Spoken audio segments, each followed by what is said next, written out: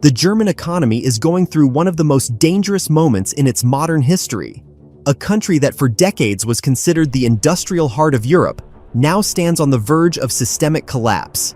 After the pandemic, the energy crisis, the imposed sanctions, and the growing tariffs from the United States, the German industrial engine is increasingly choking. Factories are cutting production, car manufacturers are losing their global positions, and the economy, according to Deutsche Welle and Handelsblatt, has officially entered a recession. Inflation and electricity costs remain at historic highs. Investors are fleeing, and young professionals are leaving in large numbers. Germany no longer looks like a reliable engine of Europe, but rather like a country barely maintaining balance on the ruins of its industrial era. Yet amid this economic agony, according to insiders from Der Spiegel and the South China Morning Post, an unexpected player has appeared on the political horizon: China. Sources close to the chancellery claim that Beijing has offered Berlin an unprecedented deal that could become a turning point not only for Germany itself, but for all of Europe. Essentially, it is an economic aid package disguised as a strategic partnership. Cheap loans, long-term contracts for the supply of critical minerals, preferential conditions for German car manufacturers, and joint technological projects. All of this looks like a lifeline thrown to a drowning Germany. But for every such assistance, as is well known, China demands a price. And in this case, according to analysts from the Financial Times, the price may be too high. Beijing is reportedly demanding not only trade preferences, but also equity participation in Germany's key industrial hubs, from energy and logistics to mechanical engineering. Moreover, according to diplomatic sources, Chinese partners are pushing for the coordination of Berlin's foreign policy as part of its confrontation with the United States. This effectively means that Germany must stop blindly following Washington and begin forming a new axis of pragmatism together with Beijing. For Berlin, this sounds almost like blackmail, but under current conditions, the German government has fewer and fewer options. Chancellor Friedrich Merz, as noted by Politico Europe, has found himself trapped between Trump's destructive tariffs and China's tempting offers.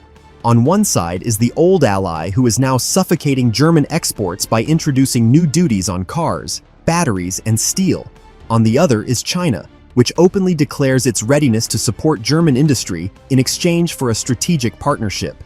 In essence, Beijing is offering Berlin a deal with the devil against the backdrop of the rapid decline of industrial production, job cuts, and the crisis in the automotive sector, which for a long time was the symbol of German strength.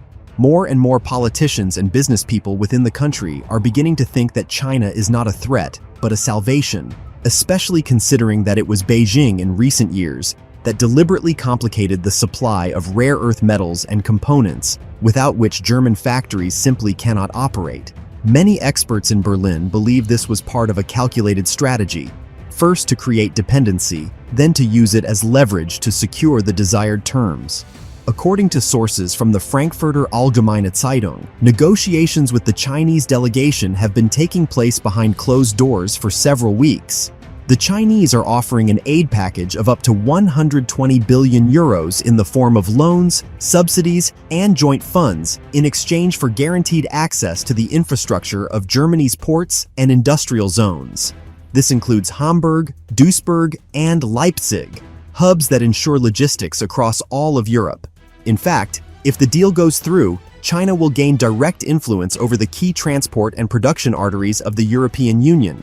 The irony is that the United States, Germany's main ally, is watching this process almost passively.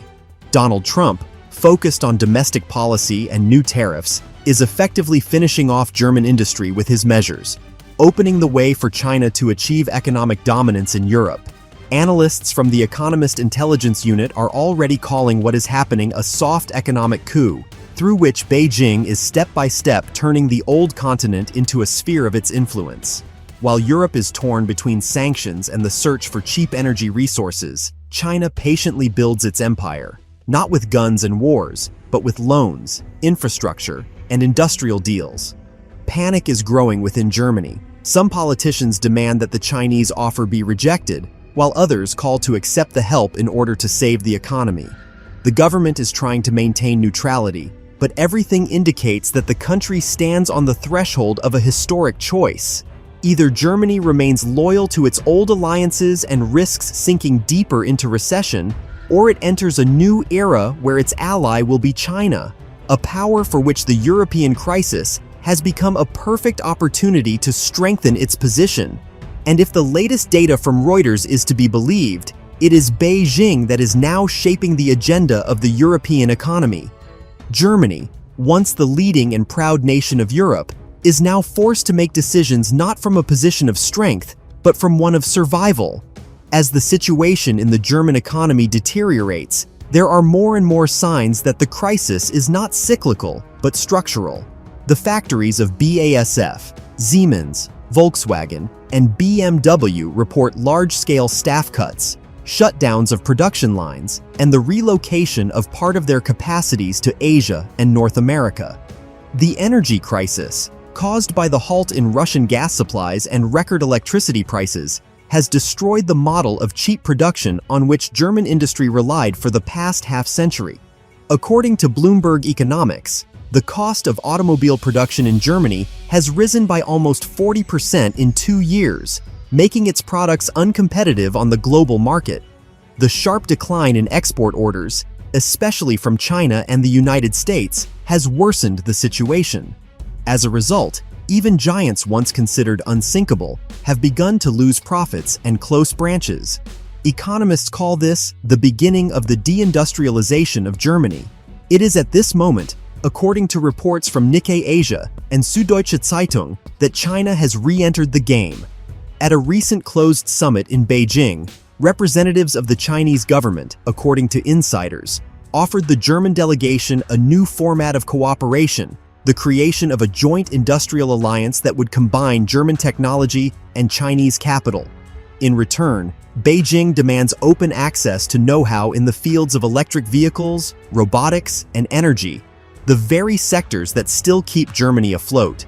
Chinese media present this as a mutually beneficial partnership, but European analysts see it as an attempt at strategic absorption. In essence, China is offering Germany to become part of its economic sphere while maintaining the appearance of independence. Meanwhile, a split is growing in Berlin. Part of the political establishment, including representatives of the Social Democratic Party and business leaders, leans toward accepting Chinese assistance, calling it a temporary compromise to save jobs. However, the opposition and European partners warn that such a deal could permanently undermine Germany's sovereignty. In Brussels, emergency discussions have already begun on possible sanctions against Chinese companies attempting to buy German assets, but doing so without Berlin's consent is impossible. The European Union is more divided than ever. France demands limiting China's influence, while Germany seeks ways to survive at any cost. The most alarming aspect for Berlin is that the United States, the traditional protector of German interests, has taken a wait-and-see stance. Donald Trump continues his policy of economic pressure, accusing Germany of unfair trade practices and weakness toward China. He has openly stated that Germany has chosen the path of dependence and must pay for its mistakes.